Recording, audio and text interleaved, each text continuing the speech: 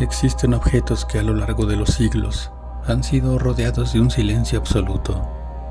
Libros que no se encontraban en bibliotecas públicas, sino ocultos bajo las tablas del suelo o en cámaras secretas.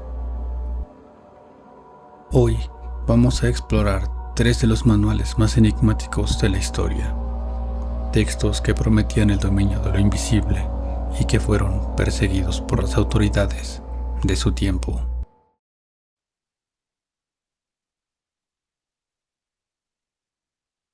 Comenzamos con el que muchos llaman el Manual de las Promesas Peligrosas. El Gran Dragón Rojo. Se dice que este texto apareció en el siglo XVIII, aunque sus páginas afirman ser mucho más antiguas, teniendo su origen en 1522. Su fama de ser un objeto prohibido creció porque enseñaba a establecer una comunicación directa con figuras del inframundo para firmar acuerdos de beneficio mutuo. También se asocia con la figura de Lucifugo Rufocale, la entidad central del libro, cuyo nombre significa aquel que huye de la luz. En la alquimia y el ocultismo de la época, el dragón rojo representaba una energía bruta, peligrosa y subterránea que debía ser domada. Lo que lo hace único no es solo su nombre, sino el enfoque. A diferencia de otros libros, este era un manual práctico. Describía métodos para localizar tesoros ocultos, controlar espíritus, ganar la lotería, entre otros rituales para obtener poder. En este canal hablé hace años sobre la férula fulminante, o conocida comúnmente como varita mágica. La elaboración de este artefacto se detalla minuciosamente en el grimorio, especificando las medidas, forma de la rama, el tipo de madera e incluso la hora del día en que debía ser cortada. La correcta elaboración de esta varita prometía, según las páginas del libro, el descubrimiento de tesoros, minas, corrientes de agua subterránea y todo lo que el portador deseara. Este libro nació en una época donde la gente común sufría mucha pobreza y buscaba una salida rápida. Por eso se centra tanto en obtener riquezas y favores. Sin duda alguna, este grimorio es un objeto que la historia oficial intentó borrar, pero que sobrevivió en las sombras.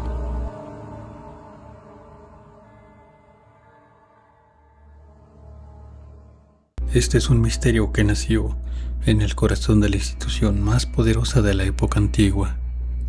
Hablamos del manuscrito de Honorio. La leyenda sostiene que Honorio III convocó una reunión secreta de magos en el Vaticano para recopilar todo el conocimiento prohibido en un solo volumen, con el fin de que solo los clérigos tuvieran el poder de controlar a las entidades del inframundo. Este libro utiliza la estructura de la liturgia oficial, pero con un objetivo radicalmente distinto: someter a entidades de otras dimensiones bajo la voluntad del portador. El libro instruye al mago a decir misas reales, pero con sutiles alteraciones en las palabras y los gestos para abrir puertas hacia otras dimensiones. Es la máxima expresión de lo que en la época se consideraba una blasfemia: usar sagrado para alimentar lo profano. El libro describe que, antes de intentar cualquier comunicación, el practicante debe someterse a un ayuno riguroso de 15 días y realizar oraciones específicas en horas precisas de la noche. Honorio sugiere que el círculo de preparación debe ser trazado tras un periodo de purificación mental tan intenso que el practicante empiece a experimentar visiones incluso antes del ritual. A diferencia de otros libros donde el círculo es una simple protección, en este el círculo es una prisión. Se dice que los símbolos grabados en él son tan poderosos que pueden atar a la entidad invocada obligándola a responder preguntas con la verdad absoluta. De aquí viene la idea de que quien posee este conocimiento puede conocer todos los secretos del mundo. Este libro fue catalogado como una de las mayores ofensas, intelectualmente hablando, de su tiempo. Ver las palabras más sagradas mezcladas con instrucciones para llamar a lo desconocido lo convirtió en un texto que nadie quería que existiera.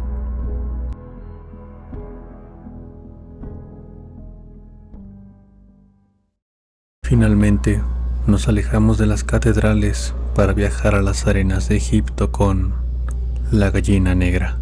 El libro afirma haber sido publicado en 1740, pero su historia se sitúa durante la expedición de Napoleón en Egipto. La leyenda dice que un oficial francés fue herido en un ataque de beduinos. Después, un anciano misterioso aparece de entre las ruinas de las pirámides. Lo rescata y lo lleva a una cámara secreta bajo la gran esfinge.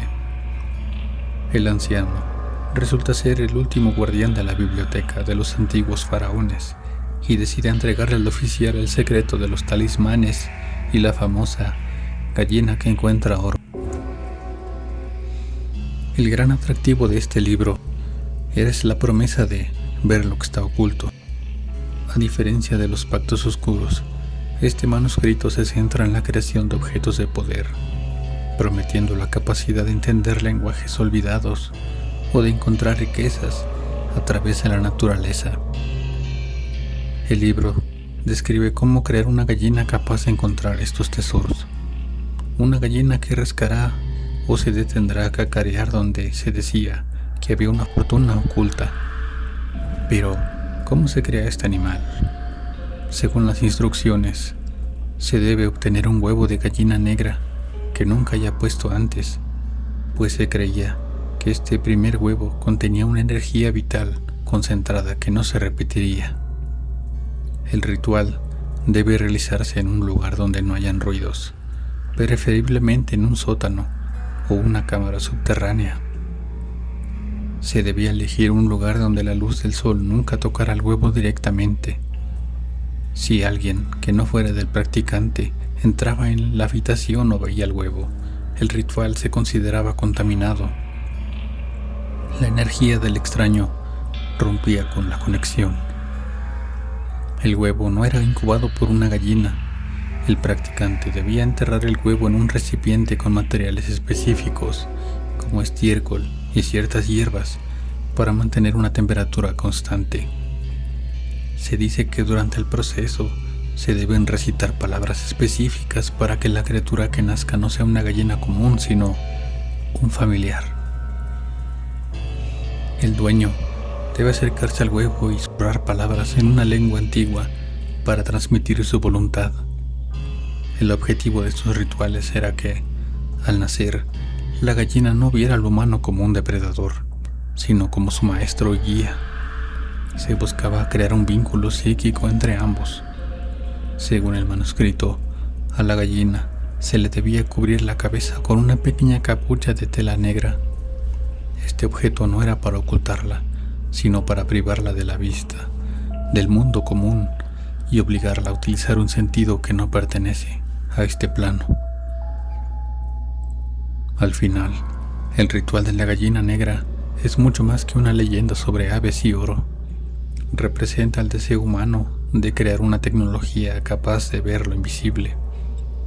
Es el puente entre la ciencia antigua y la leyenda popular. Un recordatorio de que la humanidad siempre ha buscado una tecnología capaz de controlar la suerte y el destino. Estos 3 libros representan algo más que simples páginas. Son el reflejo de nuestro deseo de comprender lo que está oculto. Fueron prohibidos, sí, pero el misterio siempre encuentra la forma de volver a la luz. Fueron perseguidos y prohibidos porque sugerían que el poder no pertenecía solo a las instituciones, sino a cualquiera que tuviera la voluntad de buscarlo en la oscuridad. ¿Crees que estos libros guardaban un poder real? ¿O son solo el testimonio de la imaginación humana, desafiando lo establecido? Déjamelo en los comentarios.